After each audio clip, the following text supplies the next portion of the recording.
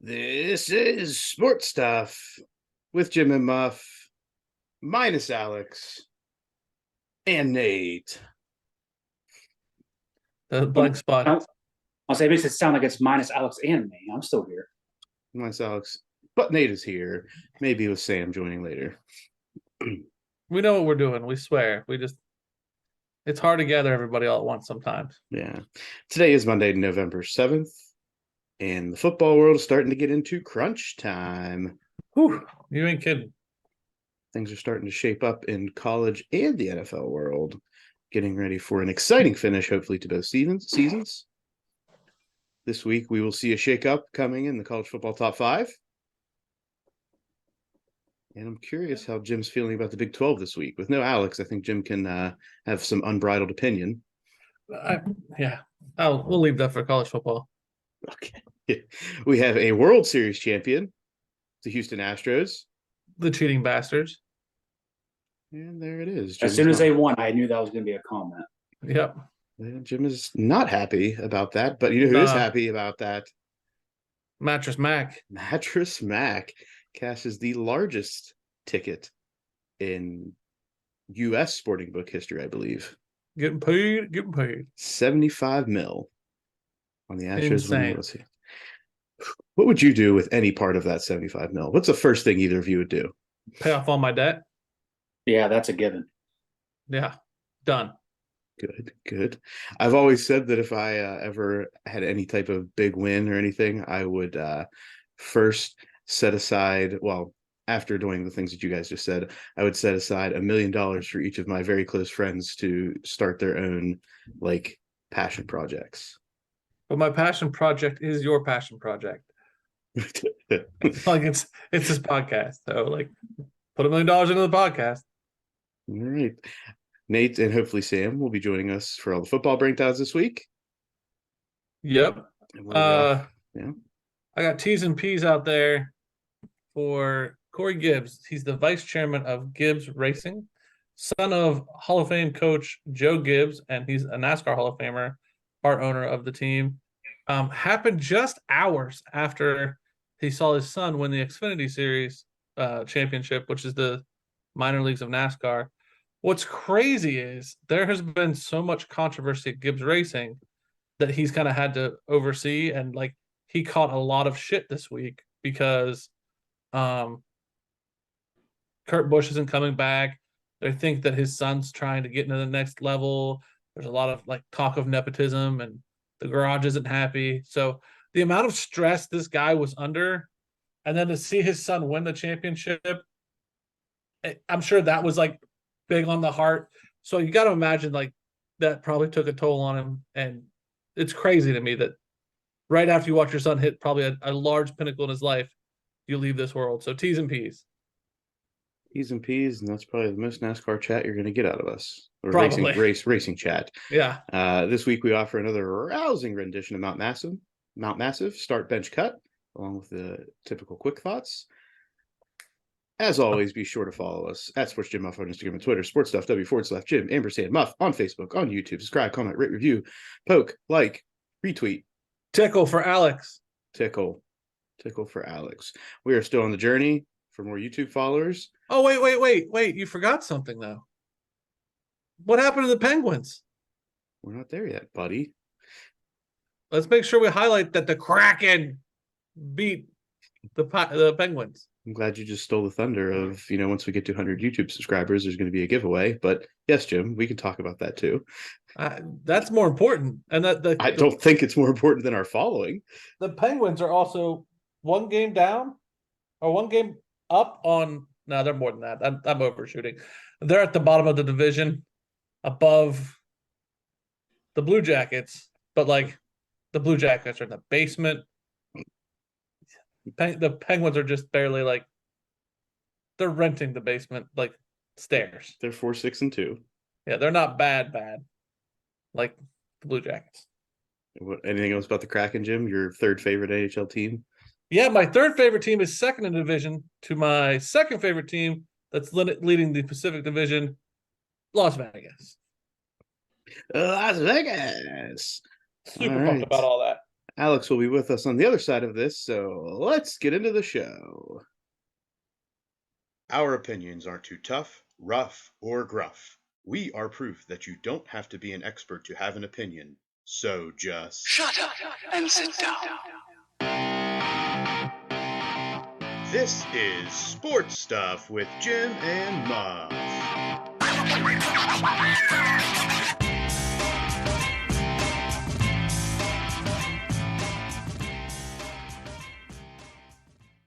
It is now time for the NFL Week 9 breakdown. Breakdown. Break it down. Alex is with us. Alex, thank you for joining us. Anytime. In true medical degenerate fashion. Yep. Yep. Dealing with trauma. Dealing with trauma. Aren't we all? Alex is just dealing with real trauma. Other people's trauma. Or physical trauma. And mental. 90%. All the traumas. First, in Thursday Night Football, the Eagles took on the Texans. The Eagles stay undefeated, beating the Texans 29-17, scoring in each quarter and staying the course despite a 100-plus yard rushing effort from Dameon Pierce. Miles Sanders and Kenneth Gainwell had rushing touchdowns for the Eagles, and Jalen Hurts threw for 2 more to pace the Eagles in this game.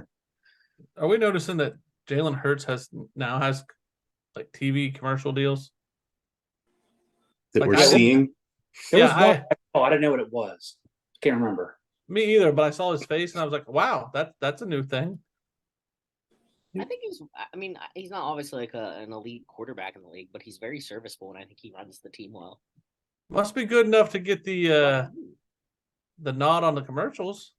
Right? You gotta strike while the iron's hot for the for those people looking for the new Yeah. face. Yeah, don't be on too many commercials. Look what happened to Baker. That's true. Well, Baker, he No had a problem. resurgence today. We'll go back to Next, we have the Colts in Sunday football taking on the Patriots. The Patriots defense silences Sam Ehlinger and the Colts, adding a touchdown to a game that was already well in hand as the Patriots win 26-3. Bill Belichick's dominance over new starting quarterbacks reigns supreme. Yeah. So I want to go back to the Eagles for a hot second. Okay. So everybody wants that undefeated season all the way out, that perfect season.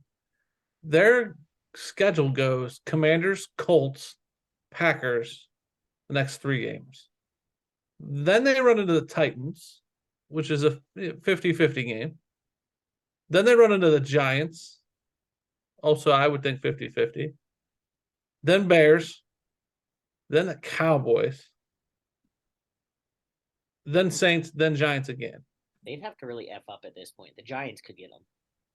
Now, speaking of Cowboys, Yeah, the Giants and the those divisional games where you play that team twice a year, every year, you just never know what can happen. Muff, is there a prop bet out there that we could put money on that they go undefeated? I'm sure you can find it somewhere. It's probably more. You're going to see more of the prop bets to win Super Bowls. I would love to put money on them going undefeated. Undefeated in the regular season. Yes, You can look it up. I'm gonna. I just wanted to know if you had seen it. Nah, what I'm really looking at is when is the Eagles bye week? I think it's over with. Yeah, They've already had it, so that could be a grind towards the end of the season for them having an early bye week. Next, moving on to the Packers taking on the Lions. Packers injury woes continue as 8 players go down in this one, including starting running back Aaron Jones and rookie wide receiver Romeo Doubs, as the Lions survive a last-minute drive from the Packers, winning 15-9. Aaron Rodgers throws 3 interceptions, and the Lions took advantage despite being outgained in this game, 389 yards to 254 for the game. How do you feel about your boy? Hit the panic button on the Packers right about now. I just want to say, and I could wait until the betting show for this, but I'm going to bring it up now. And I don't remember if I said this before the show started or on the show, but I was like, I really want to bet the Lions money line. And y'all were like, don't be stupid. Oh no, you definitely said it, and we definitely said that back to you. But I mean, I don't think any of us talked you out of it. If we did, then that's your own fault. I think the Packers season, much like my officiating season, it's over. Oh, let him know, Nate. Let him know. Strong words for Nate, who ran 9 miles this past weekend. Yep, 2 games, 9 miles. Oh, I think meant just for fun. I'm like, why would you officiate games and then run 9 miles? Yeah. Oh no, it just whenever you got let's see, I think we had 80 combined points Friday night, and how many? That 4, over hit. and 60 combined, roughly 60 combined on Saturday. Wow. A lot of moving up and down the field for you. Yeah. Mhm. Especially Friday night, because there was a 6-man. Usually we work 5, and my position on 6-man, I have to run all the way back to the opposite 40 and give the ball to the kicker. So every touchdown, 60-yard jog. Every touchdown, 60-yard jog. Not fun for fat guys. Do you truly jog, or do you do the half jog, half walk? No, I truly jog. Well, look at that guy. You never know when a Zerber can be there. The one time you get caught slacking when they ding you. Sounds like a topic for later. Observers to the officiating crew. Yeah. Next in Sunday football, we have the Chargers taking on the Falcons. Justin Herbert and the Chargers get a win against the Falcons 20-17. Herbert throws for a touchdown, and Austin Eckler adds one on the ground and grabs the sole Herbert touchdown for the Chargers. Cordell Patterson notches 2 rushing touchdowns for the Falcons, including an absolute explosion of one, just burying a middle linebacker on the goal line. Let's hope they keep this up and people come back healthy, but I still don't have a lot of faith in them. Yeah, because didn't the Chargers number 1, number 2 receivers, weren't they both out today, Jim? Yes. Indeed, they were. No bueno. Next, in the biggest surprise of the day, the Bills taking on the Jets. The Jets continue their surprising season, taking one away from the Bills 20-17, picking off Josh Allen twice and using a balanced attack to improve to 6-3, while handing the Bills their second loss of the season. Are the Jets for real now? I mean, you can argue that, yeah. I mean, Yeah, there's an argument. Josh Allen definitely did not play Josh Allen like today, but what's that saying? Any given Sunday. It's a good movie too. Indeed. And, I feel like the Jets are definitely in the conversation now. I still don't think that we all believe it yet, but they have not. They've demonstrated their ability to win games and win against tough opponents. Yeah, I'm gonna look at the Jets' schedule. They got New England next week. They got Minnesota. Wait, no. Why did it just jump? I'm sorry. They got New England, Chicago, Minnesota, and then Buffalo again. So this is a trying part of their schedule. Yeah, This week and then and the next 4 weeks. And then the 4 weeks after, they have Detroit, Jacksonville, Seattle, Miami. So it's a tougher road to hoe. Yeah, they will definitely have to earn their keep. Yeah. Vikings taking on the Commanders. The Vikings mount a 17-point comeback in the fourth quarter, take down the Commanders 20-17 behind a 100-yard gain from Justin Jefferson and a 2-touchdown passing game from Kirk Cousins. The Vikings improved to 7-1. Do we think that the Vikings can sustain the rest of the season and see any postseason success? Something they have had difficulty with. That's a very loaded question. Do they think that they'll sustain the rest of the season? Yes. Do I think the postseason success? No. Nate, what do you say? What are your thoughts, Nate? I think it depends on how they finish out the year. I mean, they're 7-1 right now, and I'm trying to look real quick at the standings in their division. I mean, Detroit, that was their second win. Let's see where we at. Super Bowl, baby. Yeah, so Packers they're 7-1. Packers and Bears are both 3-6. So they've already got 4 more victories than the next team in their division. Yeah, I mean, they're going to get through. Yeah, so to me, it's just a matter of how do they finish going out in the second half of the season. Because, I mean, even if you look way ahead right now in the playoffs, I mean, 7-1, and you've got Philadelphia undefeated still at 8-0. And the next closest team behind them is Seattle, who's 6-3. I think it's very reasonable. I mean, I think they have a very clear path to get to the postseason. I will be interested to see how they perform in the postseason. I think that in their division, they're a great team, but I think there are outside of their division teams that are much better than them. I know I'm going to catch all kinds of shit for this, but I don't have a lot of faith in Cousins. He's a good workhorse, but I don't think he's elite. Well, what was it they showed his record in primetime games is just atrocious. Yeah, that's always been the knock on Kirk Cousins. He can put up the stats, he's serviceable, but when it comes to crunch time, he usually crumbles.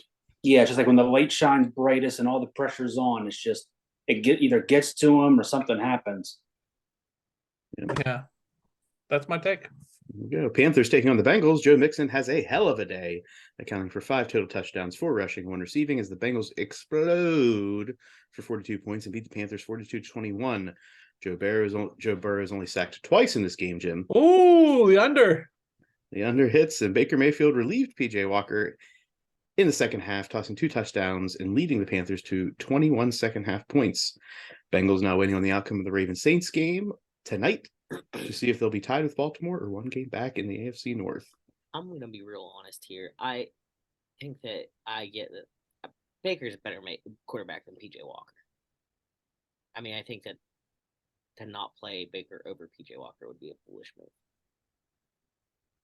Right. I think that, and this is my take with PJ Walker going in. I think that was okay, Baker, you need to take some time away. Things are not going well, and it's only going to continue down a bad path without you taking the time to regather yourself. That's the kind of shit they should have done in Cleveland with him. Mm-hmm. Yeah, especially whenever he was hurt, even if it's his non-throwing. Yeah, I was going to say. I mean, you're putting yourself in a bad situation. They let his ego run like wild in Cleveland. I don't think I mean, yeah, does he have a little bit of an ego? Yes. But I've never looked at him and thought, you know what, he's one of those asshole ego guys. Okay, so take my Ohio homer out of it. This man took the Oklahoma flag and put it in the center of Ohio State's field when they beat them. There is ego there. Something that everybody would want to do, though. He just had the opportunity. I can see a lot of people that I don't consider arrogant that just are celebrating a win and do that. Okay. You guys say so. This is a point that I think that personally, which I'm not saying I wouldn't if he did it to WB. I'm not. I thought it was a cool move. I'm not necessarily taking it personally. I just think he's one of very few quarterbacks who run on emotion and ego to get him through things, and that is one giant example of that. I think my point is I see the emotion part absolutely. I think he runs on emotion. I think he runs on high energy and adrenaline. Ego to me is Terrell Owens type of player, or I don't think he's that far from that. Antonio Brown. I don't feel like he is. Just because he's not good doesn't mean that he doesn't have that ego. I think he's more team oriented than other people. Would you call it more ego or more cockiness, though? It's a fine line, I think, right? Yeah. I see the line Nate's drawing. I see Nate's point. If you're looking at Terrell Owens and Antonio Brown, the two that Alex is putting there, they had the clout to have an ego and be cocky because they were very good. Baker Mayfield may have an ego, but he cannot be cocky, or at least nobody's ever going to recognize that he should be cocky, right? Because he hasn't proven it yet. Yeah, we'll find out. Raiders take on the Jaguars. Despite a 2-touchdown performance from Devontae Adams and the Raiders, the Jags outscore the Raiders 17-0 in the second half, on their way to a 27-20 win. Travis Etienne with another solid day with 100-plus yards rushing to complement an accurate day for Trevor Lawrence, who went 25-31 with a touchdown. So hear me out here, okay? I still believe the Jaguars are not a bad team. But could I say and get away with, is it possible that Trevor Lawrence needs better coaching at his position in the NFL? I think Trevor Lawrence needs better wide receiver weapons to complement what he's able to do. Okay. I think that's what he needs. Now, is coaching maybe part of it? Yeah, maybe. But I think that's what's missing for him. Yeah, they really got truly no number one receiver. I mean, Christian Kirk was a 2 or 3 at best when he was in Arizona. Marvin Jones, I mean, he really wasn't that great as a true number one in Detroit, but granted, it's Detroit. And I don't even know who else is down there. Zay Jones is there, but he's like a third or fourth. Yeah, Evan Ingram at tight end really never lived up to much when he was in New York. So really, it's a bunch of, I don't want to say unproven guys, but it's a bunch of guys that really haven't been the guy anywhere they've been. It's like the Island of Misfit Toys. Yeah. Okay. So, which I think you blame Urban for. Well, on the other side, though, what about the Raiders, though? I mean, you bring in Josh McDaniels, supposed to be this guru on offense from New England. You go out and trade for Devontae Adams. You have Josh I- Jacobs. You have I Darren still Waller. contend they're tanking. They're I mean, tanking on Darren purpose. Waller's been inactive for the past few games too. Right. I mean, you've got the weapons there. You got your coach that you think you wanted, but I mean, there's another team that I think shit's hit the fan. And if I'm Josh McDaniels, I'm very uncomfortable right now. No, he'll ride one more year. It's Vegas. Yeah. I think they have to ride him one more year. I mean, they came in with so much fanfare that look, they'll ride it out at least through halfway through next season to see what happens. I see them getting rid of Derek Carr. I don't disagree with that. I just don't know what his contract situation is and who's going to want to eat that up if it's not towards the end of it.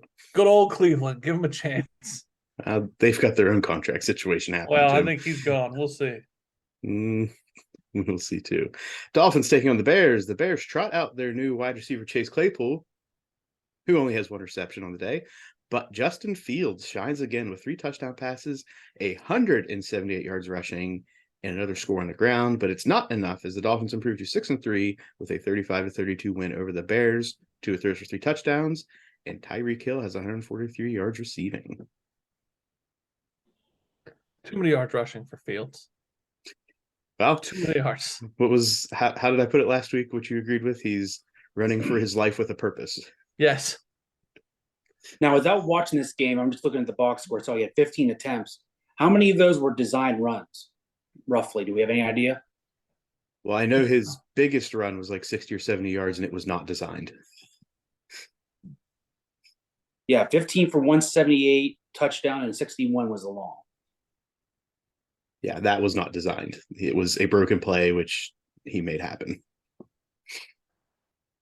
But Dolphins, 3 more weeks before I will recognize anything about them.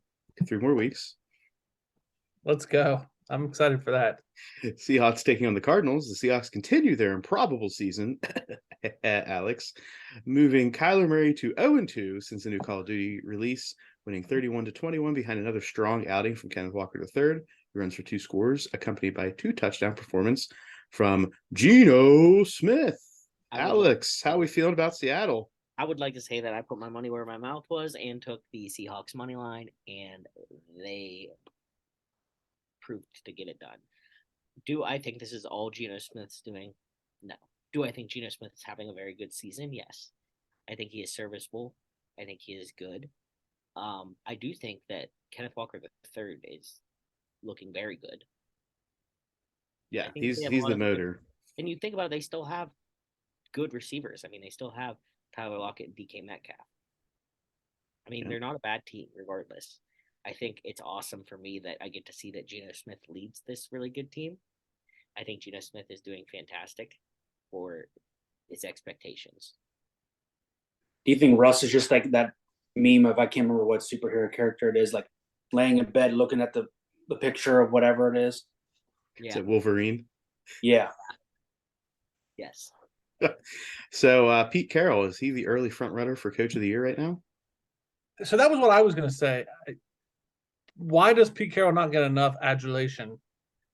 I think right now he's not, because you have Mike McDaniel in Miami, you have Nick Sirianni in Philadelphia, you potentially have Mike McCarthy in Dallas. You have a lot of we have a lot of good teams right now, and they're good, but they're not like the top yet. But all those teams have show ponies. Pete has no show pony. No, I was going to say also Yeah, throw Geno Robert Smith. Saleh in that conversation. Yeah. I agree. So we're saying Geno Smith is not a show pony. He has no show pony. Alex, I think you can even get I behind will- that statement. I'm just kidding. Collegiate Gino was a show pony, Yes. a three-headed show pony. Had he been in another school, maybe. No, he No. was the same player he was at WVU that he would be anywhere else. Shut up, we're not going there. And lastly, in the Sunday afternoon slate, the Rams taking on the Bucks. With offense at a premium throughout the game, Tom Brady does GOAT things with the game on the line, leading the Bucks to a 60-yard touchdown drive in under a minute within the last minute of the game, helping the Bucks to a share of division lead with the Falcons, beating the Rams 16-13. Brady surpasses the 10,000-yard passing mark in this one, tossing the winning score to tight end Cade Otton. In a game with 2 underachieving teams, who has the better opportunity to make something of their season? I think Tampa still has the better chance to do something with their season, given the strength of their division right now. But Mhm. also look at the West. I mean, it's pretty wide open still too. But it was 100,000 yards, not 10,000. But still, holy crap! 100,000. My bad. I Yeah. was gonna be like, I feel like 10,000 is not very much. Oops, 100K. I was like, in this year, holy shit.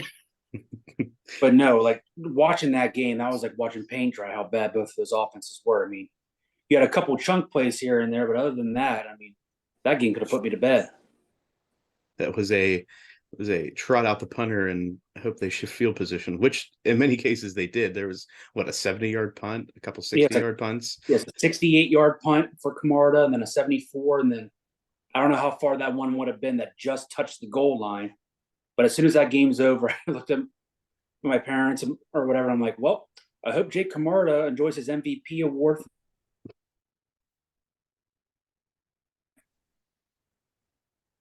So I want to back up to Fields running. Did you know that he broke? Why do you want it? No, we're not backing up to Justin He Fields. broke an NFL record for rushing today. Okay. That- If he just- That's too much running. That's too much running.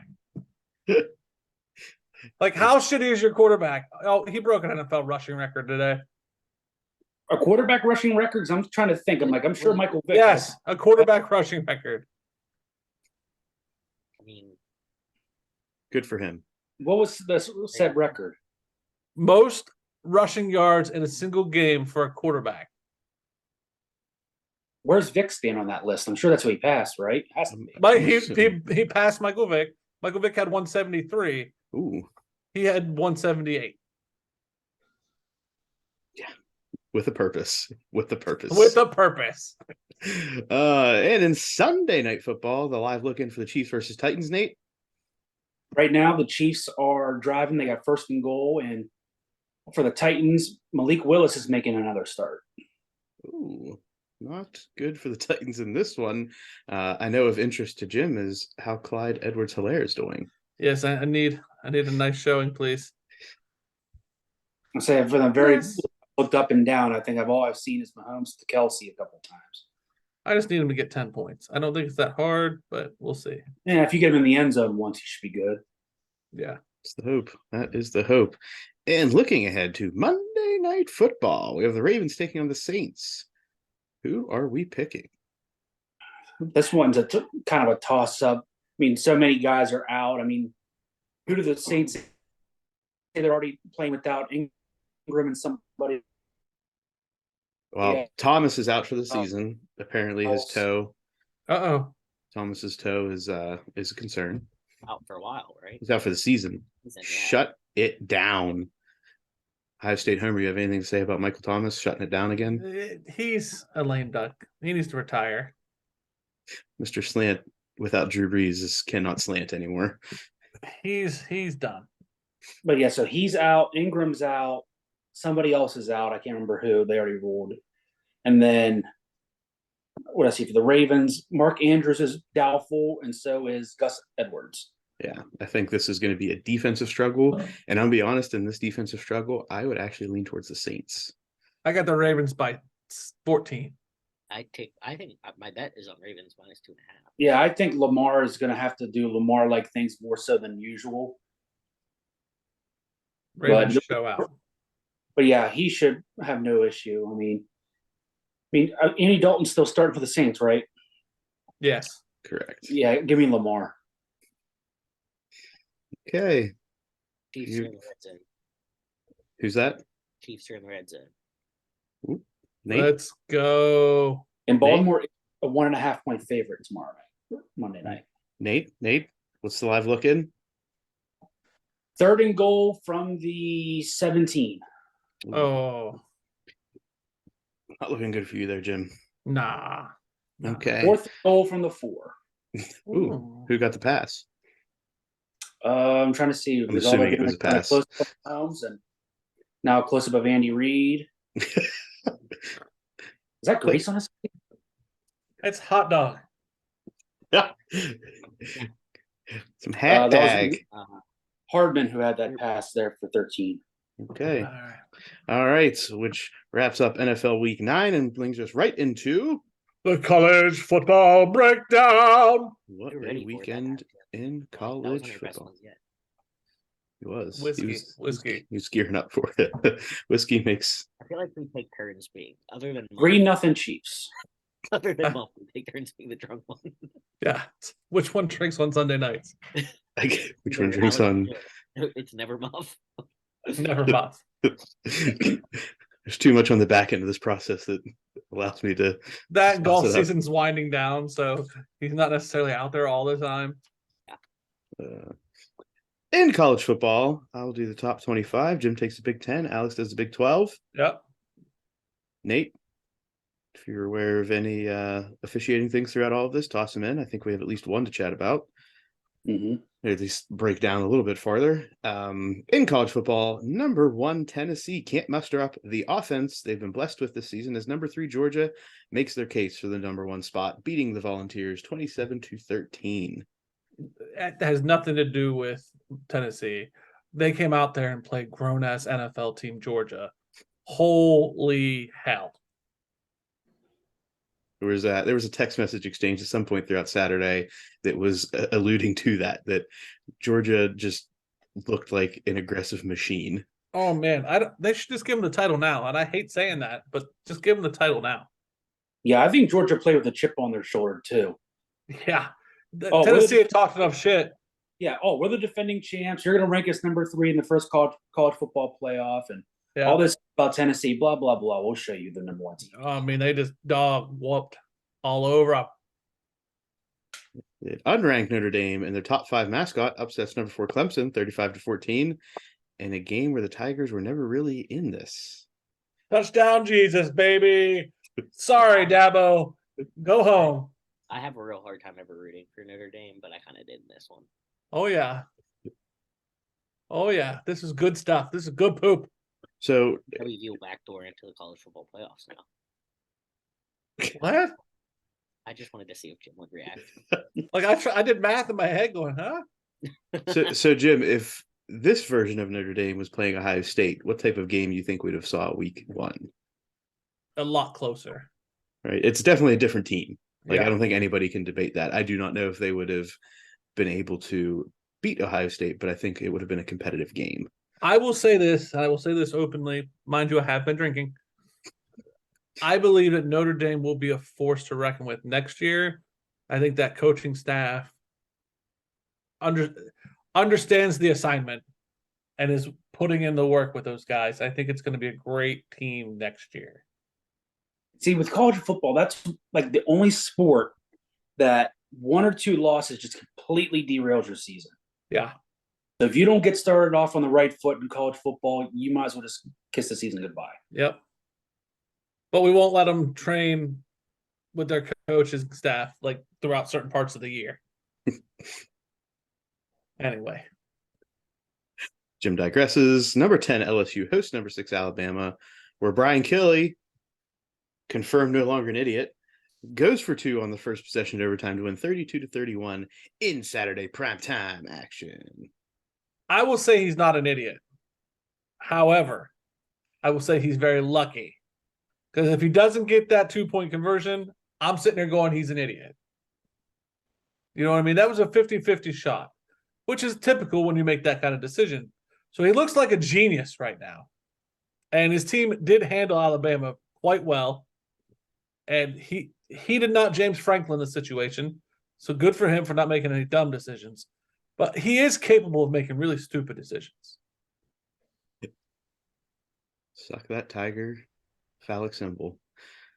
Nate, in this game, there was a lengthy discussion and a lot of good breakdown in the live television about a call towards the end of this game. Mm-hmm. So for those of you who didn't catch the game, Alabama, I think it was their tight end, Yeah. makes the receptions going down the sideline, gets stripped, and the ball's loose from the ground. LSU's player attempts to dive on top of it, almost has it. And the ball, again, he doesn't have full possession, full control of it. And the Alabama player, whose, I think, left foot or maybe both feet were out of bounds, touching the ground, comes in and knocks the ball ever so slightly out of his hand. And I think it was Matt Austin was right on it with Herb Street and Fowler. It goes, oh, that's going to be fumble, ball out of bounds. It's going to stay Alabama ball after LSU clearly recovered it. Because when any player touches the ball out of bounds, with any body part out of bounds, that ball is therefore out of bounds.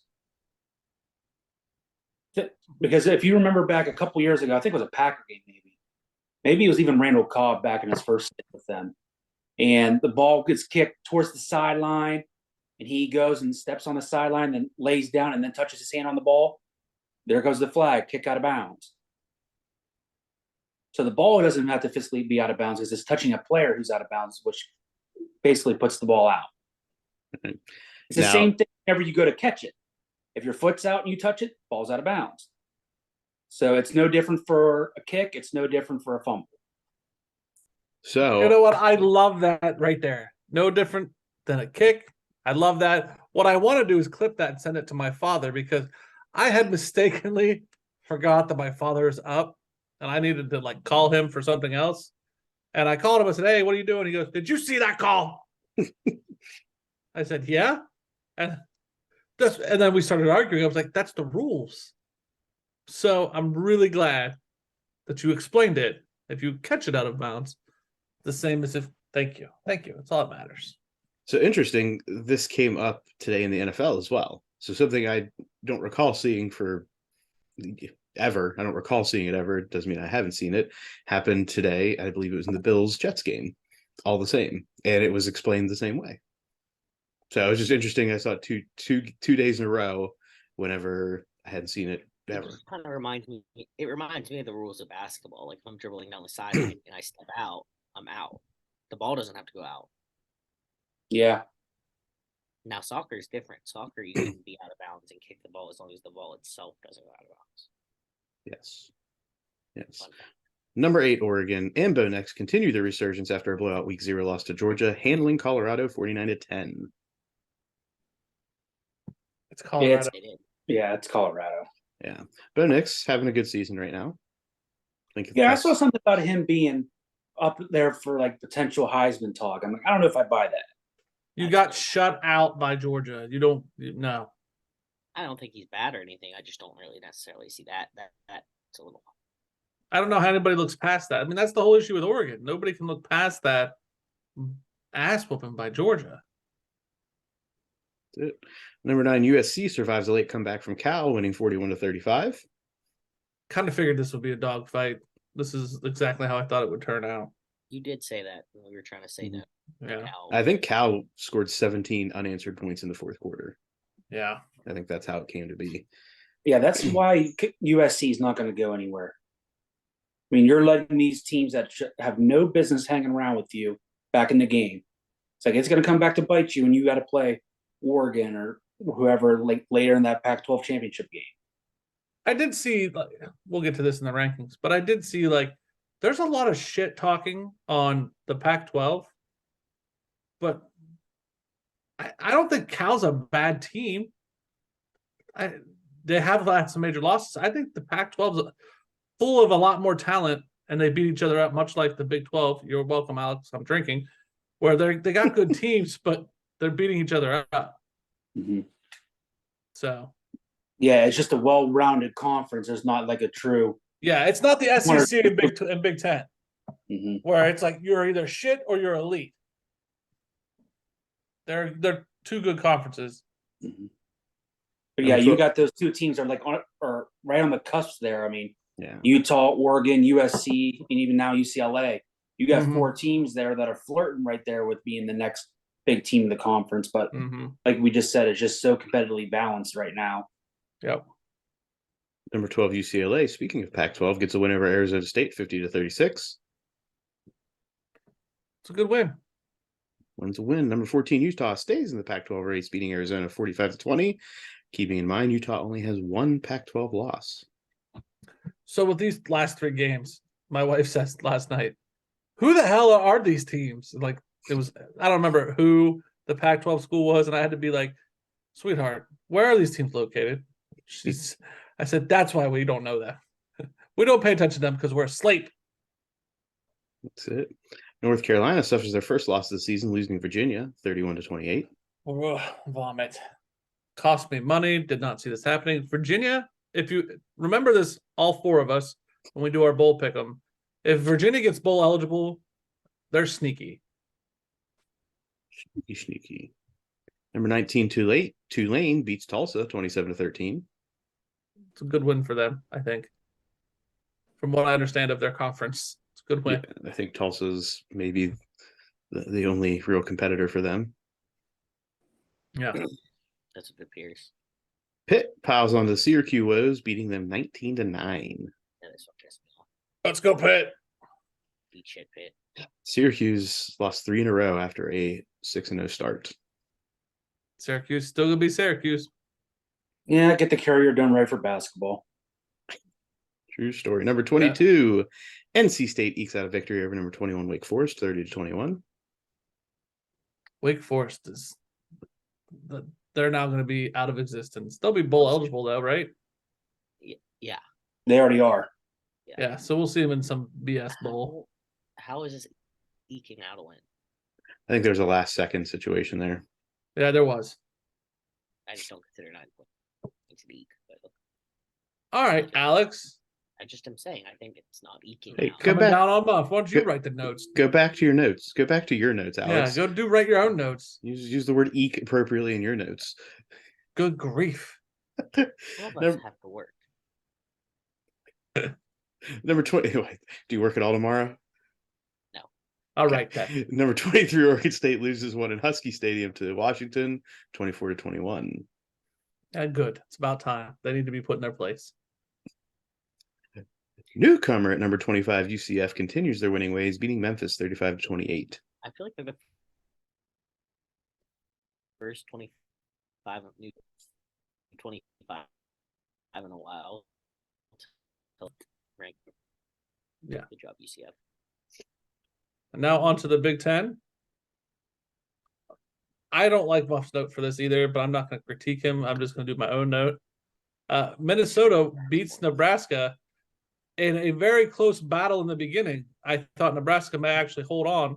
I watched the first part of this game. It was like 10-0 at one point. I was like, where the hell did Nebraska come from? But much like Nebraska does for the last 3 years, and thank God to my friends who said don't do it, Minnesota beat Nebraska 20-13.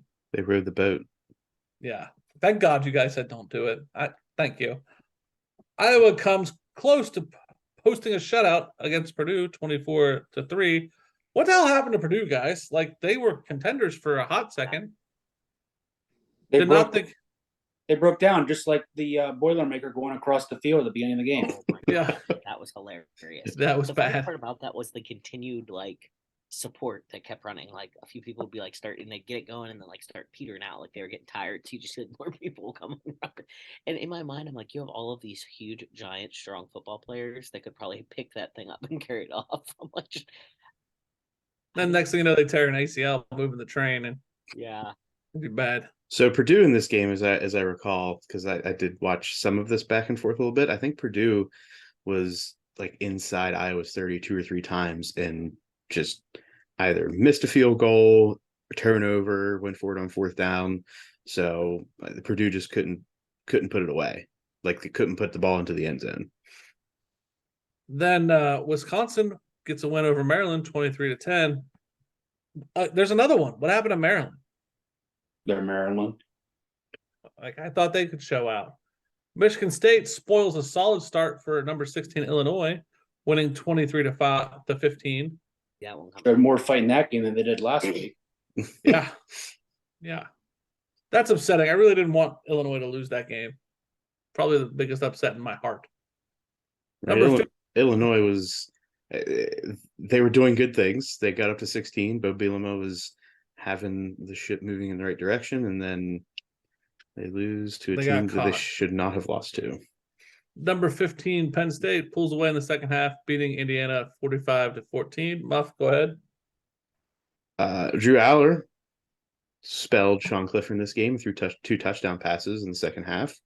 A prediction of what is to come in the coming weeks for Penn State. Sean Clifford is going to get snaps because he is, I think, around 100 yards away from passing Trace McSorley's yardage mark. And I think that's about where that may end. I tell you what, good win. I'm gonna move on. I don't need to talk shit on Penn State. Anyway, number 5, Michigan rebounds out from a slow first half, outscoring the Scarlet Knights 38-0 in the second half, en route to a 57-17 win. Michigan cannot come out slow against Ohio State. That won't work. I don't think either team can afford to do that. Yes, and Ohio State, number 2, wins one in less than ideal conditions, battling to a 21-7 win, where this for the first time all year they didn't score points in the first quarter. Ohio State. They almost broke their 20-point score record. Yeah. How many games is it? I think it's 70 now. Yeah, it's a lot. But Ohio State in the running game, dear God, defense is impressive as all hell. Mm-hmm. That Knowles from Oklahoma State that came to Ohio State, whoo, good guy. This was a game where the running attack should have shined, right? Yes. This is a crappy day, crappy weather. This is when you just put your knuckles into the ground and just line them up and let them go. And they just couldn't get it going for most of the game. Yes. Henderson doesn't travel. He's hurt. Mayan Williams, who I believe is the better back, doesn't show out till later. They wouldn't put in the other 2 backups that they brought, who are, it's Ohio State, so like 4-star, 5-star running backs. They CJ Stroud actually runs, which, by the way, when he runs, he looks like a pane of glass going down the field. Like, please don't break me. It was ugly. The running back for Northwestern, if I'm him, get in the transfer portal like tomorrow. Because he's a hammer. I loved Ryan Day's talk after this with the reporter, like not even going to entertain, like, it was close win, like barely put out there. But he's like, yeah, did you see how freaking windy it was? He's like, the whole time. That's why. I've never played in conditions like this before. I've never seen this. Like, Yeah, I remember Saturday we get to our dressing room at school on Saturday, and the coach's office is like right on the other side of us, and I'm looking through the window because they have game day on, and I just saw kickers pregame kicking field goals, and it just goes all the way about to 10, 5, and as soon as it gets to the goal line, goes up and straight back down. Yeah, it's ridiculous. On like routine, like 35, 40-yard field goals. I loved when the ball rolled away, like when they spotted it. Yeah. Wow. No, I mean, that's, to me, it wouldn't even have been a game if it was in normal conditions. I don't know, man. I think that a lot. I mean, yes, your run game didn't look great, but I mean, you let CJ Stroud throw the ball without the wind blowing. Oh yeah, for sure. Here's the thing: does this game have any impact on his Heisman hopes? I think so. It does, but I don't know that it should, if that makes sense. I think it will with an asterisk though, because yeah, sure, his numbers weren't great, but you put any quarterback in those conditions, what do you expect? Yeah, they're not throwing the ball. They're not going to. It's not going to work.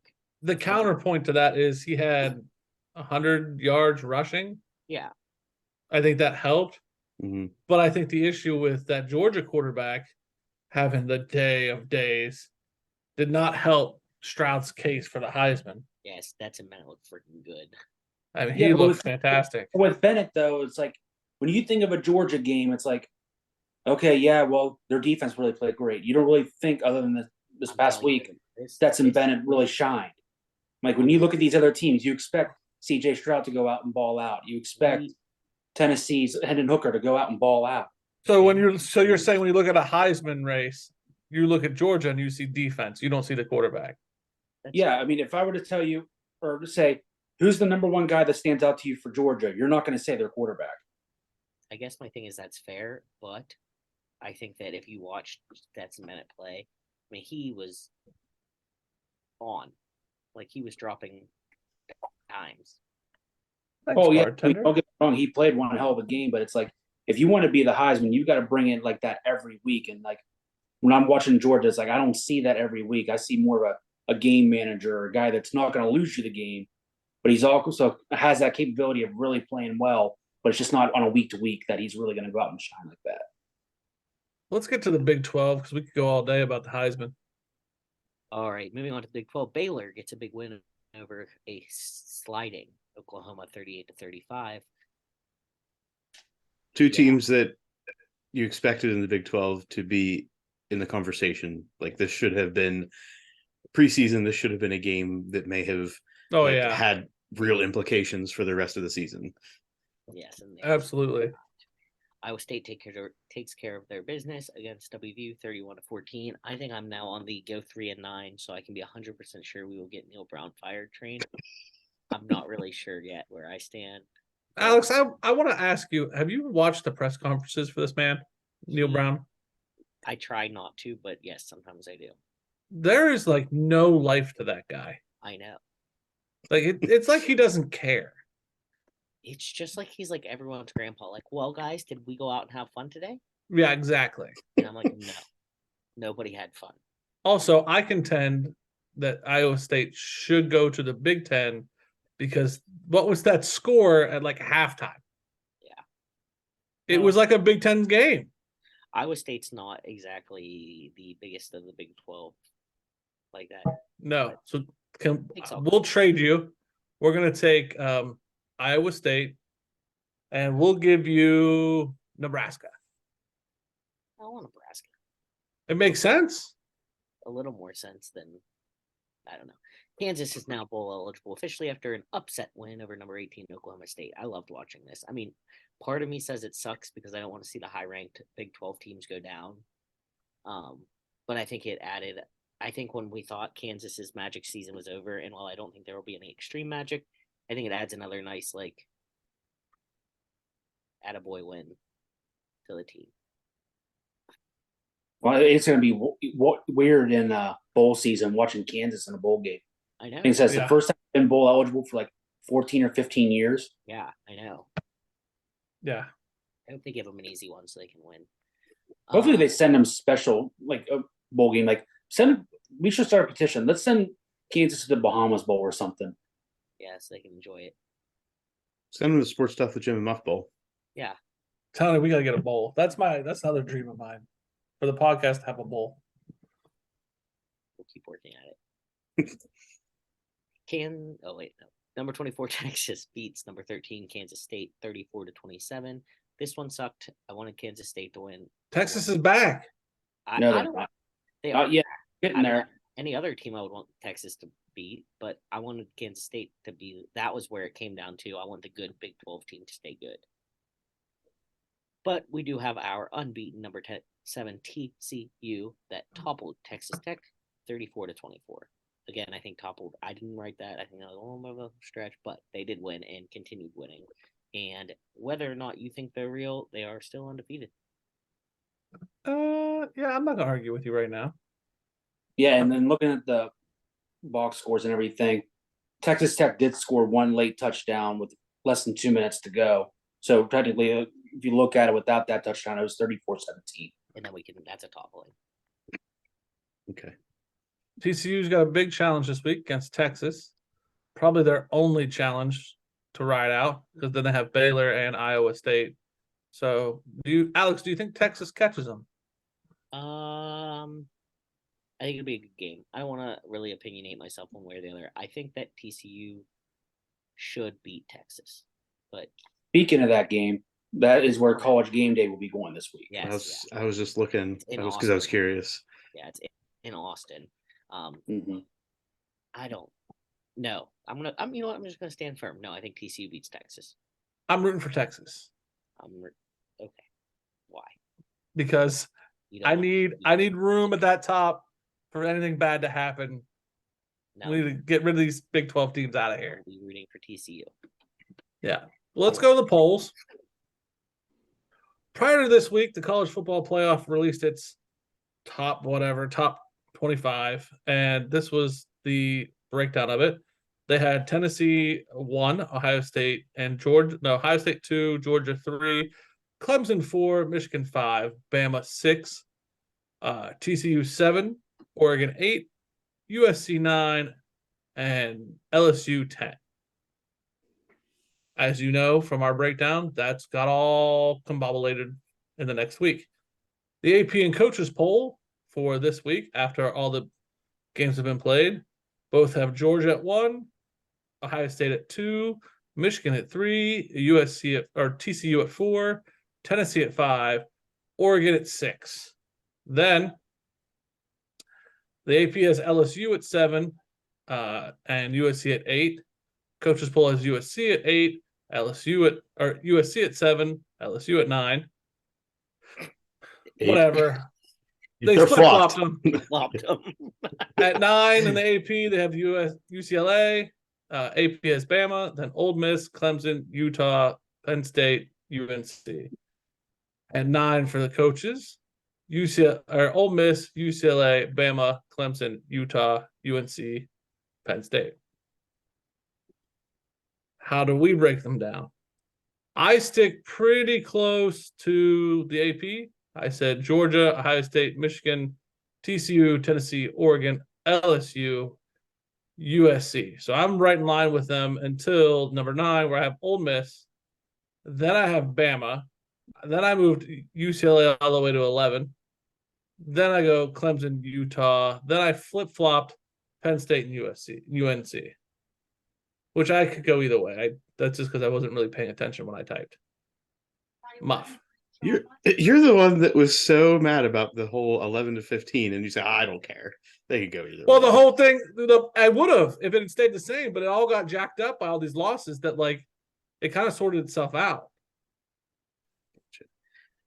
I stay true to the first 5: Georgia, Ohio State, Michigan, TCU, Tennessee. I then have LSU at 6 after a strong win against at the time, well, still is a strong team.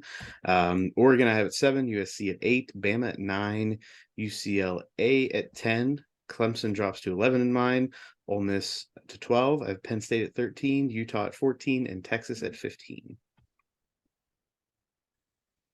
I still couldn't figure out, and this is for both of you, who you cut out to put Texas at 15. Did you guys drop North UNC? Carolina. Got North it. Carolina. That's where it was. Okay.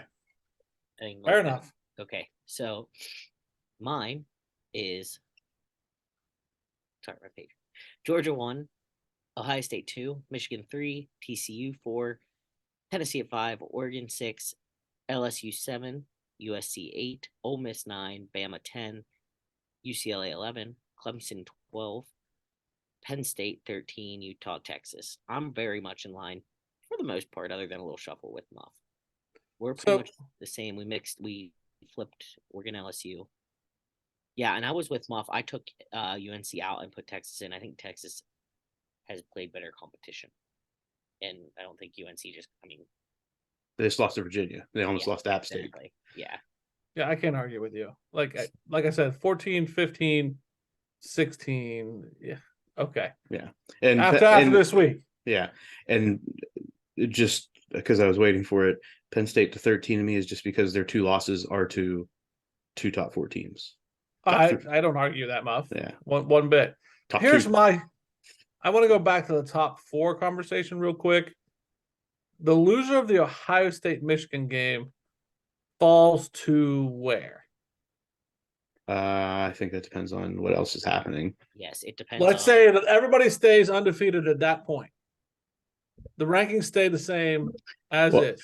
The one thing I don't know is where does the SEC play out the rest of the season? Who plays who? Because it may not be possible. That's why I'm saying, let's say it is possible for Georgia to stay number 1.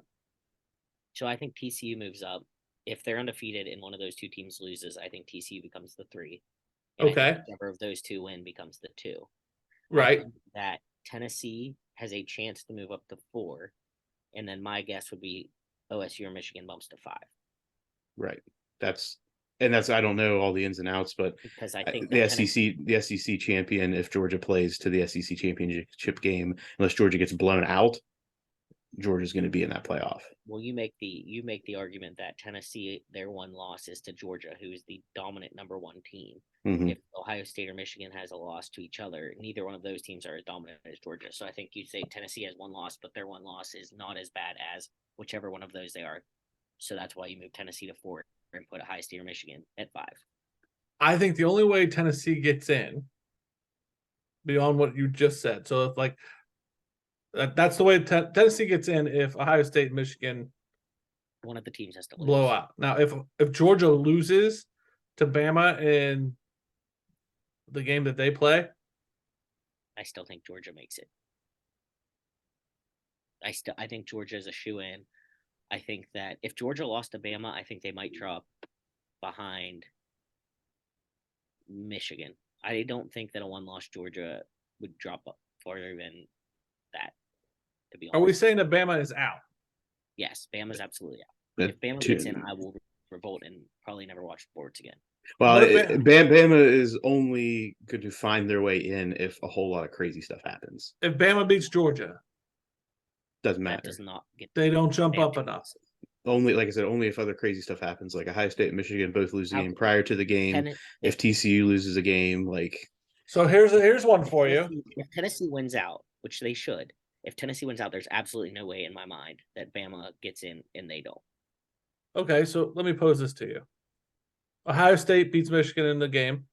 Okay. Ohio State loses the Big Ten championship on a fluke, but they lose. Okay. Uh-huh. Both those two are out. So now you're looking at, and then Georgia loses to Alabama. So you're saying Ohio State loses the game or wins? Wins the game, but loses the conference championship. I think they drop down to like 4. I think TCU moves up. I think Tennessee moves up. Well, you said if they lose in a fluke. Like, are you talking about like they just have one of those games where they don't show up and they get beat pretty handily? Or do you mean like a fluke, like somebody kicks a game-winning field goal on them? Game-winning field goal. Let's go with that. So that's you not a pick- fluke. I don't think they fall out of there. And like if they go and they just, what was it? Not to like poke fun or nothing, but like if they have one of those games like they did against Purdue a couple years ago, where they just flat out didn't show up, Yeah. then yeah, you might say, look, this isn't one of the best 4 teams right now. Right, because they're trending to play. I mean, who knows who they're going to end up playing for the Big Ten West if that plays out. I want to know, Jim, why are you so adamant that Tennessee doesn't get in? I'm not. I'm trying to figure out a way that you have Georgia, Tennessee, and Alabama in the playoff. That's what I'm trying to walk you guys into, and I can't do it. So that's why I'm kind of like, well, okay, what about this? Alabama can. I think it's going to be Georgia, Ohio State. If TCU wins out, TCU, Tennessee, because I think Ohio State beats Michigan. Yeah, I think Tennessee has to win out I to think get it. Michigan falls out for that. Tennessee has 3 games coming up, and it's like South Carolina, Vanderbilt, maybe, or someone. It's like 3 games that on paper they should win. Yeah. Well, buy me some time. I'll look and see who they actually play and make sure. The problem with the Big Ten is the rest of the Big Ten is not providing other top 5 and top 10 matchups. I agree. That's where the Big Ten falls out, and that's why whoever goes to the Big Ten championship from the Big Ten East is going to be representing the Big Ten in the playoff unless something crazy happens in the championship game. Alex is getting serious. So to Alex's point about Tennessee, they've got Missouri at home this week, and then they go to South Carolina and to Vandy. All right. So 3 games that, like he said, should definitely win convincingly. But even if they go to the conference championship game, if they lose to Georgia, they're out. You lost to them twice. You're not a top 4 team anymore. Yeah. Fair enough. That's the polls. We better. Alex, are you leaving? I am going to have to make an exit. All right. Well, we're gonna have. We'll see what happens on the other side, and that Yeah. wraps up this week's rendition of the college football breakdown, Jim. The college football breakdown. This is start, Yeah. bench, Yeah. or cut. Yeah. We really got to work on that intro, but we don't have Well. Alex. So, all right, I give you guys, Nate's filling in for Alex. I give you guys 3 names. You tell me whether you would start, bench, or cut them. Okay? Quarterbacks currently in college football. CJ Stroud, Hendon Hooker, Quinn Ewers. Nate.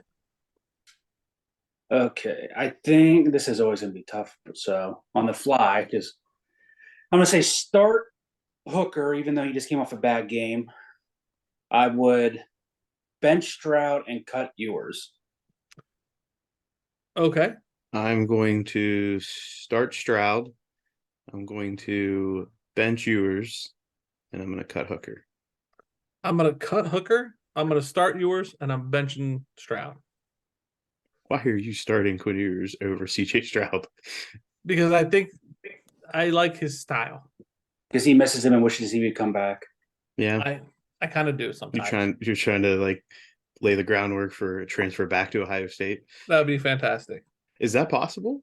I don't know. No, I'm like, there's no rules against that, right? I don't No. know. It's happened before. That David Sills, he used to be a receiver at WVU. Yeah. He was a receiver at WVU, and then because he came in as a quarterback, Mm-hmm. went to receiver, then he said, I really want to play quarterback. Went somewhere else, and I think tried it out for a year, and was like, no, I'm going back. All right. Next up, staying with quarterbacks, but from back in the day. College football, not in the realm of NFL. Stay with college football. Matt Leinart, Vince Young, Cam Newton. In college football. So I'll go first. It's really tough because college football is so dependent on the teams. I'm going to start Matt Leinart because, again, I'm thinking of the team and the situation he was in. I am going to bench Cam Newton. I'm going to cut Vince Young. Nate. I'm going to take a slightly different approach to this. You said based on their team. I'm going to say if I'm starting a college football team based on how they played back in that time, I'm going to take Cam Newton just for the double threat run pass, and then I'm going to bench Vince Young, and I'm going to cut Matt Leinart. I am going to cut Cam Newton. I'm going to start Vince Young, and I'm going to bench Matt Leinart. I just don't like Cam Newton and his whole transfer situation that he I don't did. either. There's no denying how good he was when he got back into That's Auburn. true. But I'm in charge, so I'll be like, I don't like your style. You're out. Absolutely. Anyway, Okay, Urban. I You get to kick the kicker too? might kick the kicker. All right. I mean, that's his name, Yeah. right? Kick. You're going to kick the kicker like Dicker the kicker today? Who won the game? Whenever he came out, I immediately heard him like who is it? The dude from Fox. Joel Klatt? No. Gus Johnson? Yes. I just heard Dicker, the kicker. God, I hate them both. All right. This is for the Yinzers. Which one would you? So me? Well, no. Yes, and maybe. Pittsburgh Civic Center, Three Rivers, Pitt Stadium. Wait. When you Yep. say Pitt Stadium, Jim, do you mean Acrisure / Heinz? I'm talking. No, I'm talking about the Pitt Panthers old stadium. You're talking about Three Rivers. No, look it up. It's different.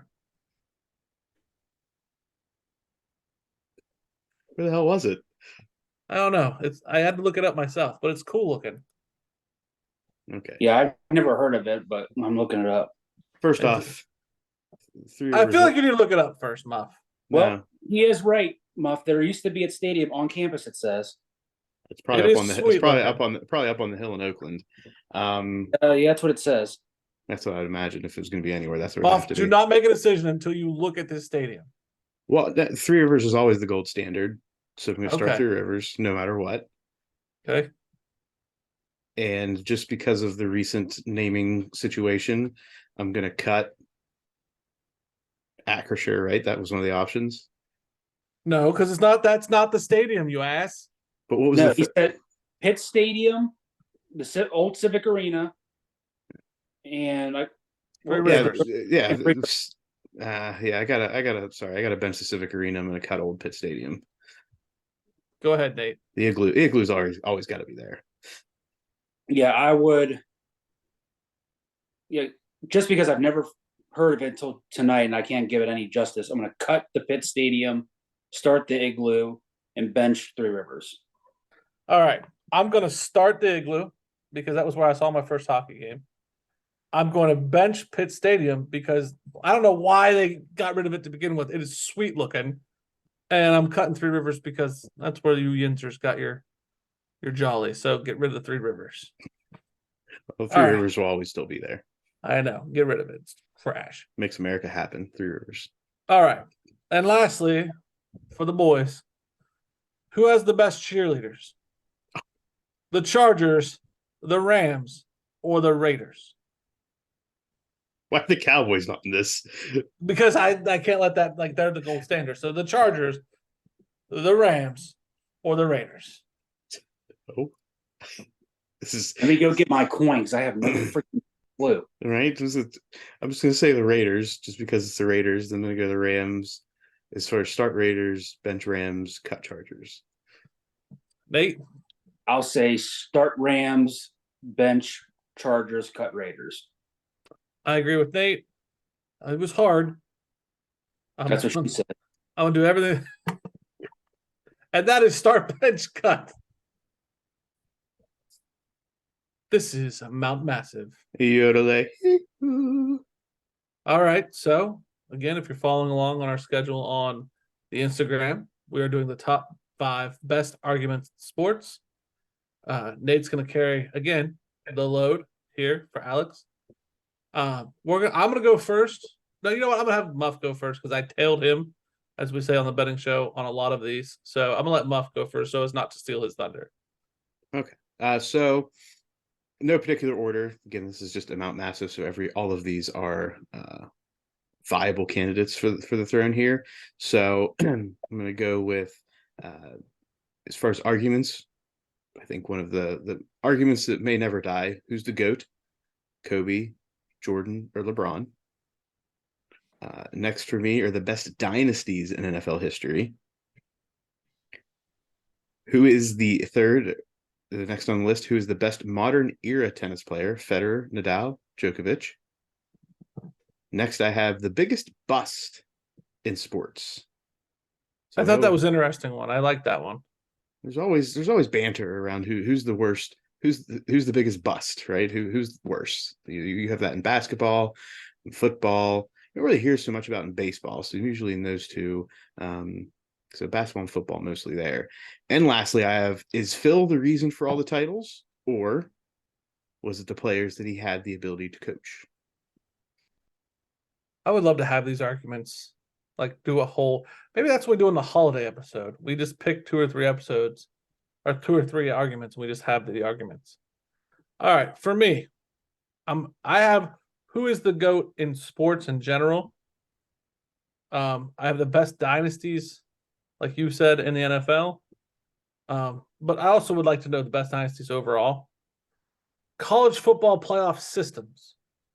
So we have the BCS. There was an argument there. We have whatever we're calling this college football playoff system. But you always have who can do it better, expand playoffs, so on and so forth. So I have college football playoff systems. The one and done rule for college basketball. And then should college athletes be paid? Because I have this argument with my father all the time. All the time. The one and done rule in college basketball is always, I think, gonna be an argument until something changes. So to you, Nate, 5 best arguments in sports.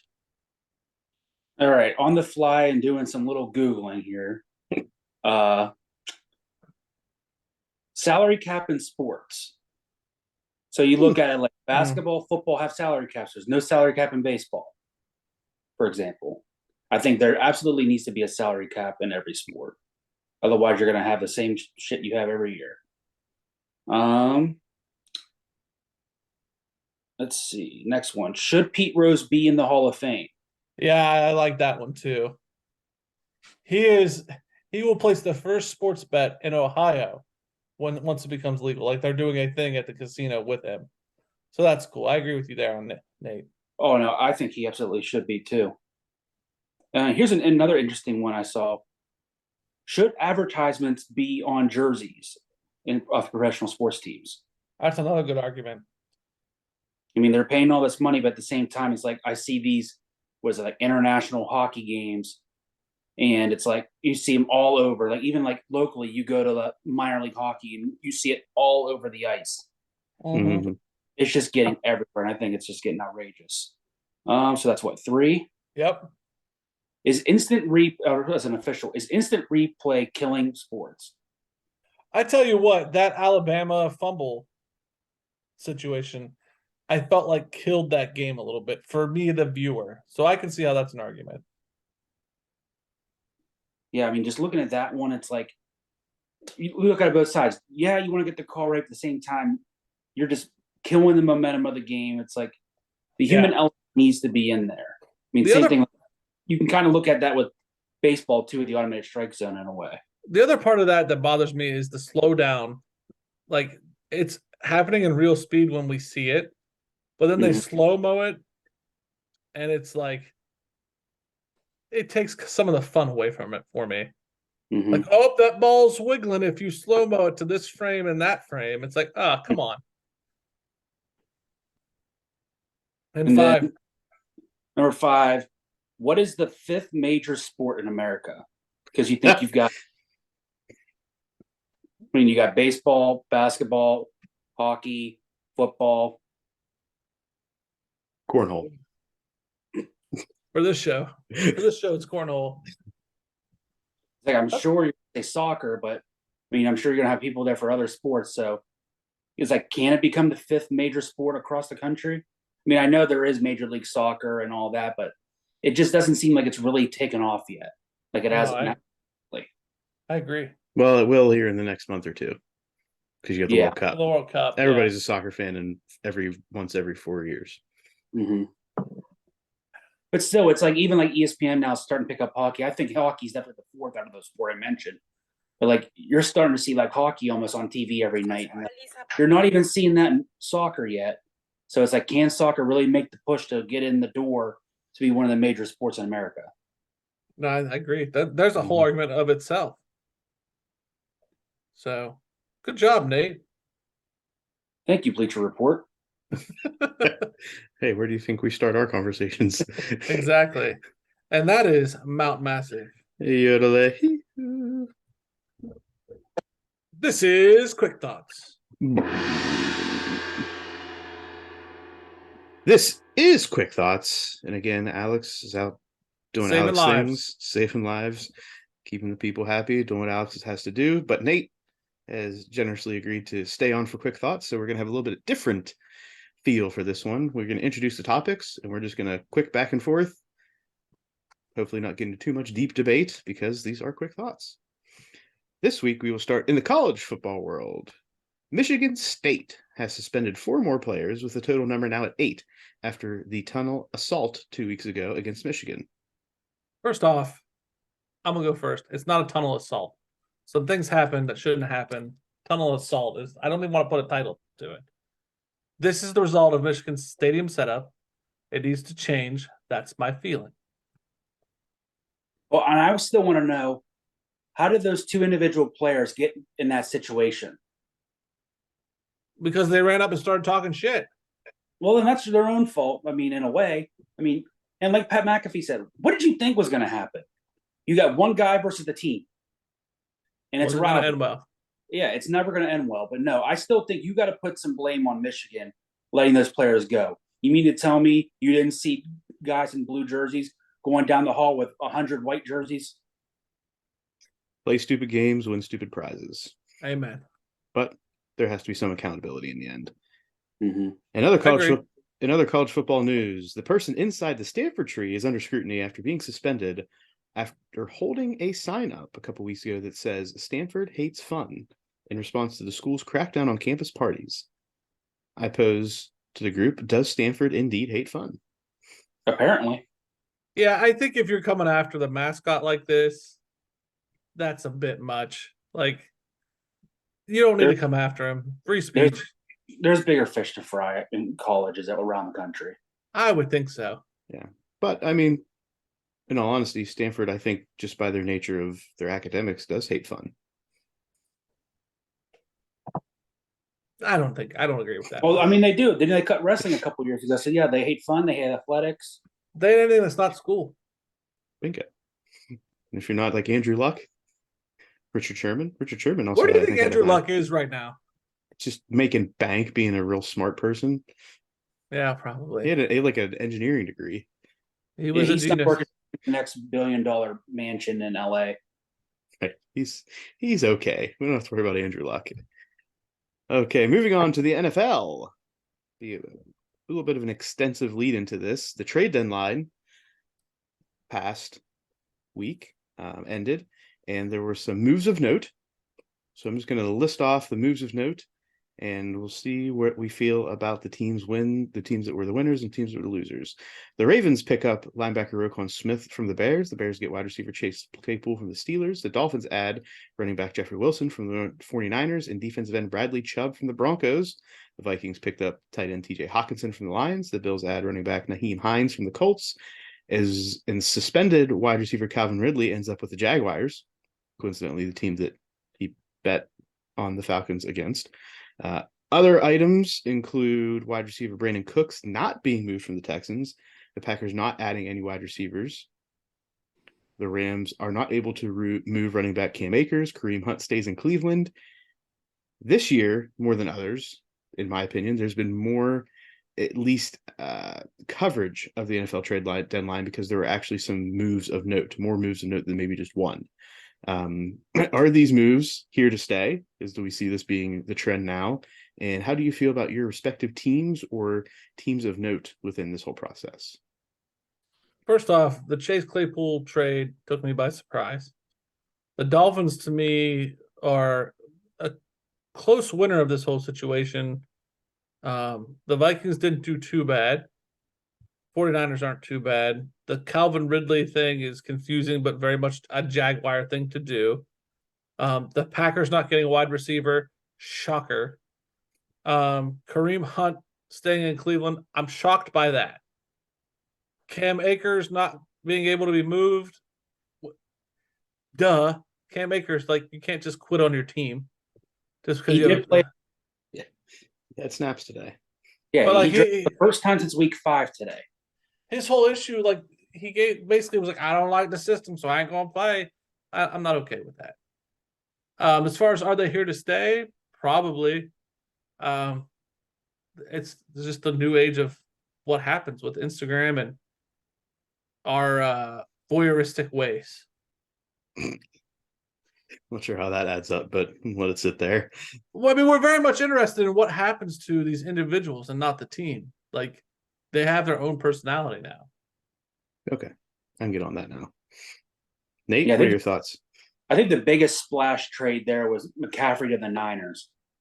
Yeah, I mean, I guess that was prior to the usually deadline, but usually for some reason you don't like ever see teams that obviously they're not going to trade within a division, Lions, whatever.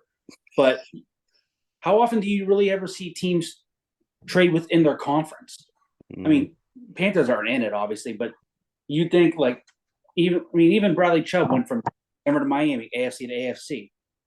But I mean, I don't know. It just seemed like there was definitely more trades this year than the years past, and like we said, more like marquee name guys. So I also think it's going to be here to stay, and I think as a fan, it's going to be exciting if it does stay. yeah, as a fan, I'm in agreement. I think the biggest loser is whoever was potentially in the market for Kareem Hunt and did not get him. Because I got to imagine he would have made an immediate impact on any team he went to. Packers, I'm going to say they're a loser, but it's not because I think they would have been immediately competitive. But I think it just goes again to show that the Packers just are staying the course, and I think they're just riding out Aaron Rodgers right now. But I agree, if we're looking backwards, not just the deadline, the 49ers are the big winners, and I would say that the Dolphins are the big winners of the deadline itself. Yeah, I would say the Niners are definitely winners if McCaffrey can stay healthy. Because he's going to show us if he's healthy, he's one of the best players in the league. But that was always his knock on him in Carolina, is he can never stay healthy. And then, yeah, I would also agree that Miami getting Jeff Wilson who's familiar with that system with Mike McDaniel, and then getting a pass rusher in Chubb is really going to help that team out. All right. Next up in the NFL, the Washington Commanders owners, Tanya and Dan Snyder, have hired representation to explore selling the team. Early names of interest include Jeff Bezos, Jay-Z, and Robert Griffin III. How long do you think? Hey, you left out Barack Obama's interested. I didn't see that Barack Obama was Yeah, interested. Barack Obama's interested. Okay. How long until there's new ownership for the team in Washington? I don't think it's going to be at the earliest. It's going to be this offseason, but I still think it's going to take way longer than that. So I'm thinking maybe after the next season. But I don't see RG3 or Barack Obama buying an NFL team. Bezos would outbid them all, and still, I mean, I don't see Obama or Griffin or Jay-Z ever owning an NFL team. I can see them all owning a team as one group. Right, but not as individuals. No. Okay, so the scuttlebutt is, Jeff Bezos obviously has all of the power in this situation to do what he wants to do. He already has interest in the league itself, and I don't know if there's any concern over that, the interest in Amazon and Prime and him being an owner. So that'll be interesting to see how that may play out. The talk is that Jeff Bezos and Jay-Z would be a fantastic partner in this. Having a black owner in the league would be the first, and having the capital and everything behind that with an Amazon situation with Jeff Bezos. So that'd be cool. Mm-hmm. And lastly, in the NFL, go ahead, Nate. I was just going to say, I think that might be a little conflict of interest to have Amazon Prime Thursday Night Football and an owner of a team also with Amazon. That's a good point. I didn't think about that. Well done. Yeah. So lastly, in the NFL, Seahawks head coach Pete Carroll urges the NFL to seriously look into the turf versus grass situation. Do we view this as a player safety item that needs more attention? I've always said, even like from high school, was my graduating class was the last class to play on grass, and like the next year they put the turf in. And sure, turf is great. You don't have to maintain it. You don't have to paint it. It's always ready to go year round. But I swear there are more injuries on turf because there is absolutely no give. I mean, you go down hard, bam, you're bouncing your head right back up. We had it this year in a game I had almost a month ago. Kid went down hard and he got up on the sideline. They had taken him off in an ambulance because he was like projectile vomiting in the trash can on the sideline and didn't know where he was, everything like that. And then ACL injuries. I never remember anybody hurting their knees growing up playing football. So those two are the most common injuries we see, and the two of the more serious injuries we see. I agree with everything Nate just said. I think from watching the Ohio State game in that tall ass grass, you're going to see the performance and the entertainment value of football drop in that first year. If everybody went to grass, the performance of the players is going to be drastically different. Henderson, and when he tried to cut on that Northwestern grass, it was like watching a deer run, like a baby deer, trying to figure out like, where are my legs? Because he tried to cut and the legs just went away because he's used to cutting on turf. It's going to be a big adjustment if they slip the grass instantly. Like it would be a thing. And then you got to look at like Iowa State has 4 practice fields, like 4 different turfed fields. Are you going to change those all to grass? So, like, you go to the NFL, that makes sense for the NFL, but how do you go from turf in the college football to just all grass in the NFL? It's a weird thing. We've kind of gone too far with turf. To go back that's a weird thing to do, I think. Yeah, I completely agree. So I think using last week's Ohio State game is a bad example because it was also a absolute dumpster fire of a rainstorm with it. I 100% disagree with you. Well, there's a whole big difference between playing on grass in rain and just playing on grass. I still believe that him cutting the way he cuts would be entirely different on turf. I agree, but not comparing a rain-soaked Northwestern field to a turf. Okay, That's well, what I'm saying the difference is. And Northwestern's grass, obviously a wholly different situation. I want to and get deep into that's where I'm going with it. I'm going to end the argument on my side. That like, what happens if Jerry Jones realizes that if I grow the grass 3 inches longer, I have an advantage? Like, there's are we going to say the NFL is going to regulate that. they can't even regulate half the shit they have? Are you sure? They can regulate the fields. Pretty sure they can do that. And that's for player situation as well. I'm going to end with, I think grass. If we're going to talk about player safety and grass is what's better for player safety, then the NFL needs to seriously figure this out and put a time frame on it. Within the next 10 years, Oh, that this makes is how sense. it will be. I agree with you there. But I agree that I'm not going to say it's going to be a drastic difference in entertainment value, but there will be a difference. There's a reason why we called the LA Rams the greatest show on turf. So what happens? Adds a wholly different situation. Domes, again, probably come into a problem there. Yes. Well, no, Arizona's figured that shit out. It's in My- Arizona. I'm my saying question Minnesota, is- Minnesota Dome. What happens when you run into teams that share a stadium with It already, baseball? it already happens. Does it Pittsburgh, anymore? Pittsburgh right now. But isn't Pittsburgh on turf? No, Pitt's grass. That's what I'm asking. And they have a weekend around Thanksgiving where there potentially can be an NFL game, a Pitt game, and high school football championships. And it's all grass. All grass. I just don't want the Raiders thing where like I see people playing on dirt. Like that's not okay. You're with the baseball. Yeah, I agree with the baseball thing. Yeah. Like that's what it's like in Pittsburgh after that weekend. It's like playing on dirt. Mm-hmm. I don't like that. That should change. Okay. Next, we're going to move into baseball. The Houston Astros, as we've said before, win the World Series in 6 games, closing it out on Saturday with a 4-1 win to take the series 4 games to 2 over the Philadelphia Phillies. Framber Valdez gets the win and was the pitcher that people were concerned about him going to his hands for a foreign substance, Jim, earlier in the series.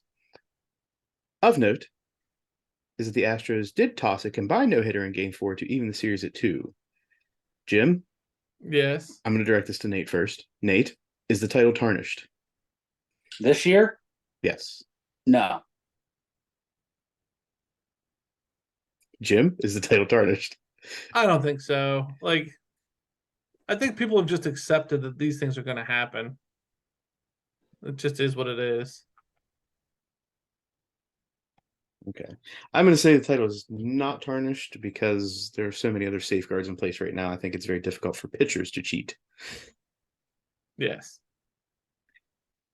Okay, moving into the basketball world. The Kyrie Irving drama continues as he's suspended for at least 5 games without pay for his comments about the film documentary Hebrews to Negroes, Wake Up Black America. Kyrie somewhat addressed his comments by saying he's learning from the unfortunate event, but does not come out and condemn anti-Semitism explicitly. He loses his Nike sponsorship and the release of the Kyrie 8 shoe.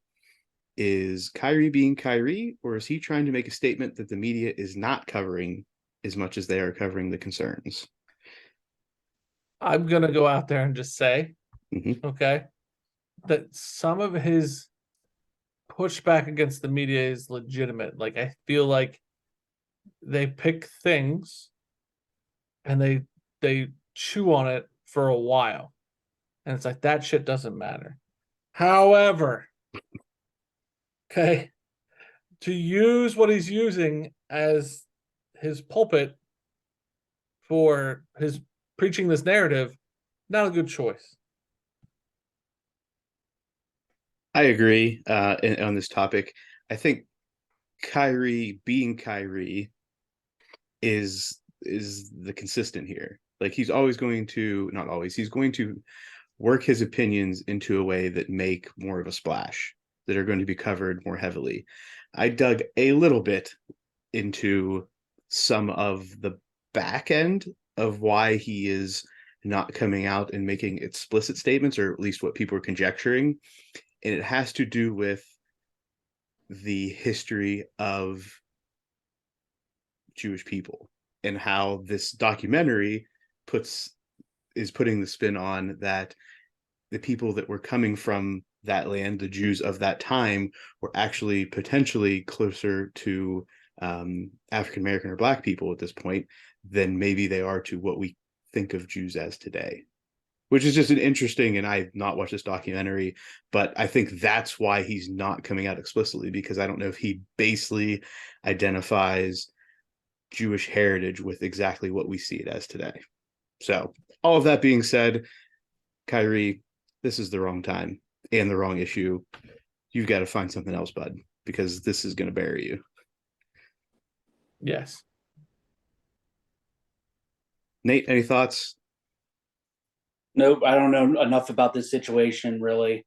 Definitely not a, I wouldn't say not a true basketball fan, but definitely not into basketball nearly as much as I am the other major sports. But I did have to laugh earlier scrolling through Twitter where I saw, go figure, Antonio Brown post a new profile pic, and Oh it's yeah, And it's what? it's Kyrie. and it's a picture of Kyrie. Antonio Brown, the biggest troll in sports right now. God.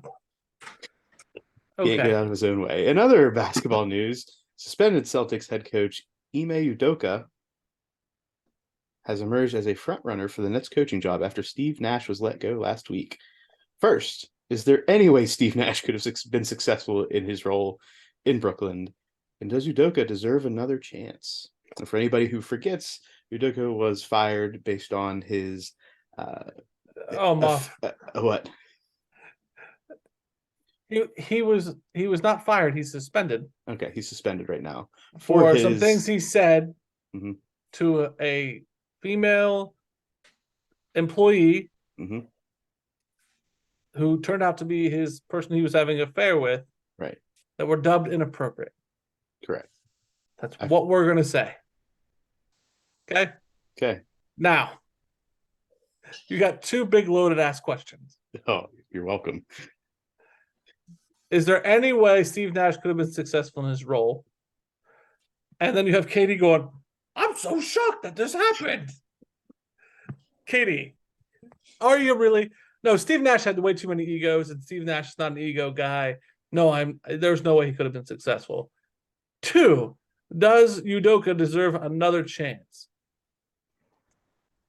You are towing the line here, Muff, with this question.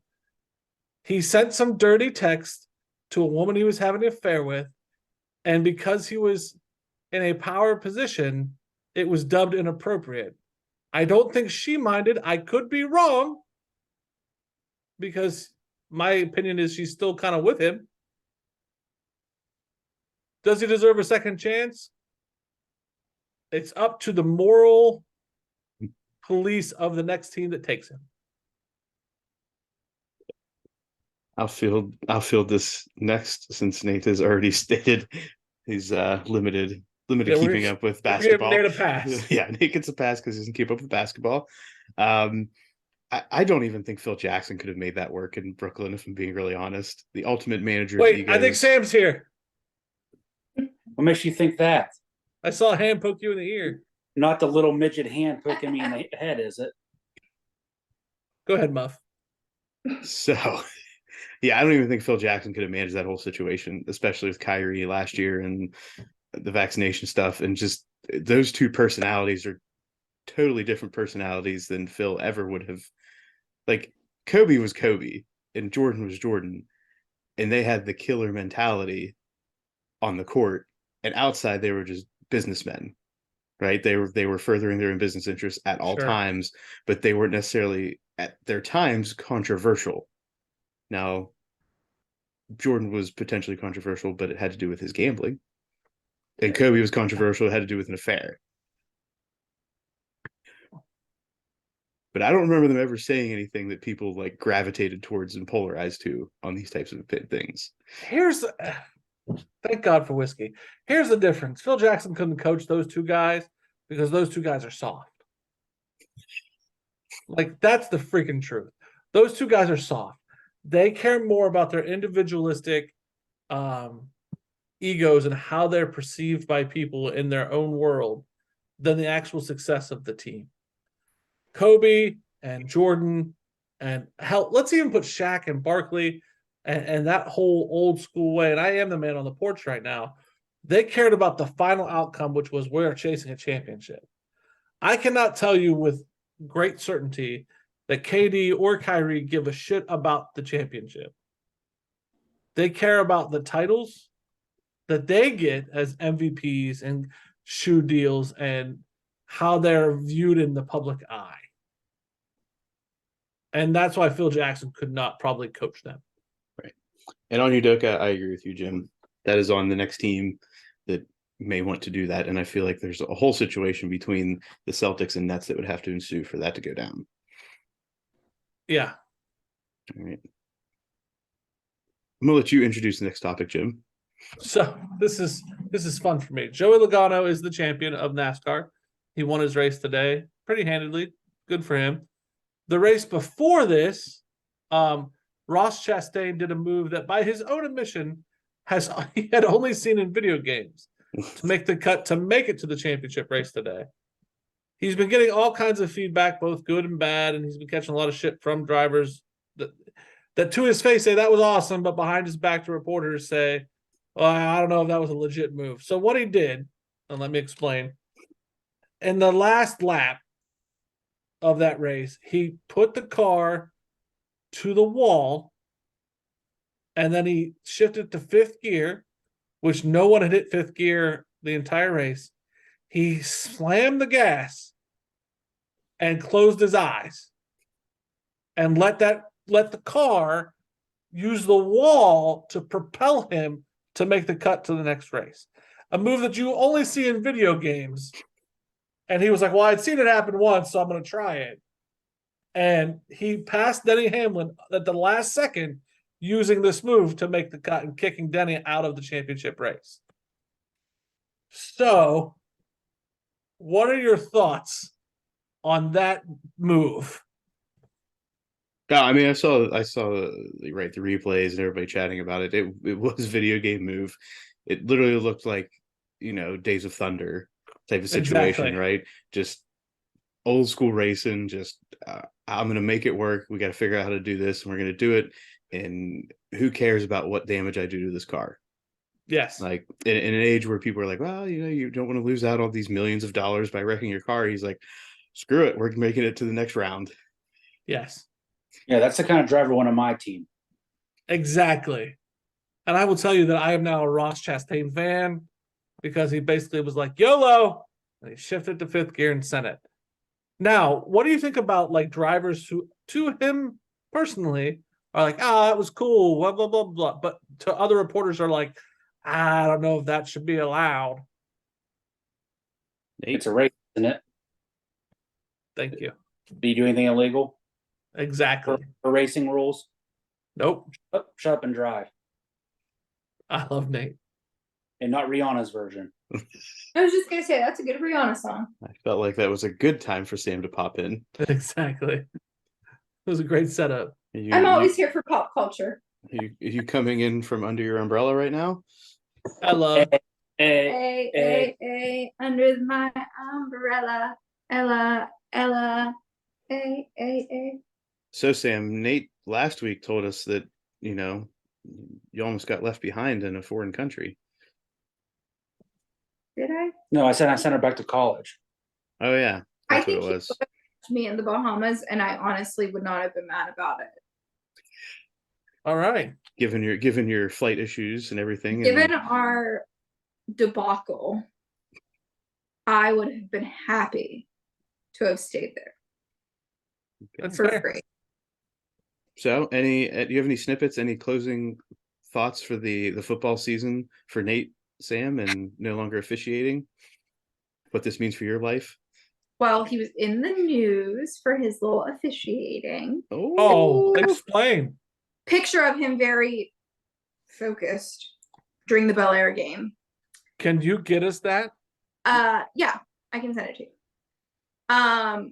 I'm sad that it's over because I will no longer have my Friday nights to eat out and do crafts with my mom and my sister. So that's sad. You have to spend time with Nate. Got it. Also, I'm a little pissed at myself because I have forgotten to fix my team not just 1 week, but 2 weeks in a row. Joe forgot hers and she's playing me. Oh, talk about collusion. I woke up in the Bahamas and I rolled over and I went, no. Nate's like, what? I'm like, I screwed up my team.